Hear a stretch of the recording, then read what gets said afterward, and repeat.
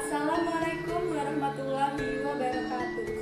Pada kali ini saya Almira Aida Syakira dari kelas 12 IPS 1 akan bermonolog cerita sejarah Perang Bubat.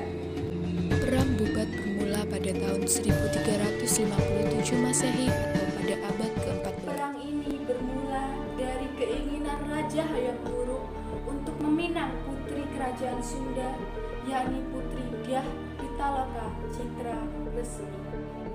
Namun, Gajah Mada selaku Mahapatih Majapahit melihat kesempatan ini adalah kesempatan yang tepat untuk menaklukkan kerajaan Sunda. Hingga akhirnya Hayam Wuruk mengutus seorang patihnya yang bernama Madu untuk mengantar surat kehormatan pinangan Putri Dyah Pitaloka kepada Maharaja Linggabuana di kerajaan Sunda. Pada saat itu, Dewan Kerajaan Sunda, terutama Hyang Bumisora Surapati, merasa keberatan dengan pinangan Raja Hayam Wuruk. Karena permintaan Raja Hayam Wuruk untuk mengadakan upacara pernikahan di Majapahit dianggap tidak semestinya.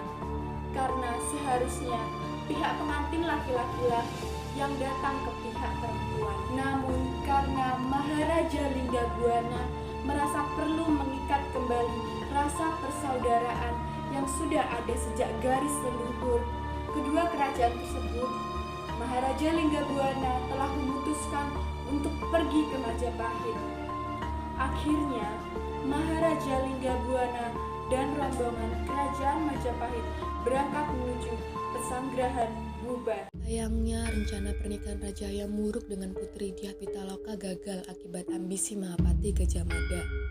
Ketika rombongan Maharaja Linggabuana sampai di Pesanggerahan Bubat, timbul niat Mahapatih Gajah Mada untuk memenuhi Sumpah Palapa, menaklukkan berbagai kerajaan di Nusantara, termasuk kerajaan Sunda.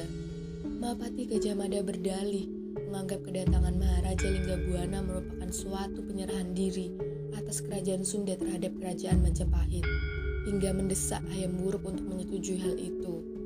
Niat itu pun terdengar oleh Maharaja Linggabuana yang sempat menimbulkan perselisihan antara keduanya. Namun Mahapatih Gajah Mada tetap bersikeras menganggap kedatangan mereka sebagai pengakuan takluknya kerajaan Sunda pada kerajaan Majapahit.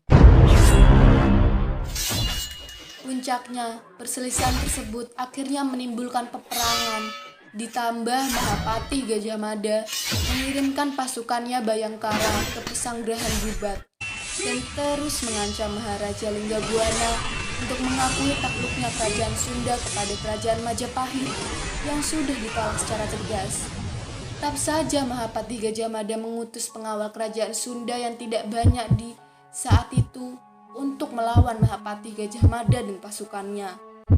Perang yang tidak seimbang itu tentu saja akan dimenangkan oleh Mahapatih Gajah Mada, hingga berakhir dengan gugurnya Maharaja Linggabuana, para pejabat kerajaan Sunda, para menteri kerajaan Sunda, dan beberapa keluarga kerajaan Sunda.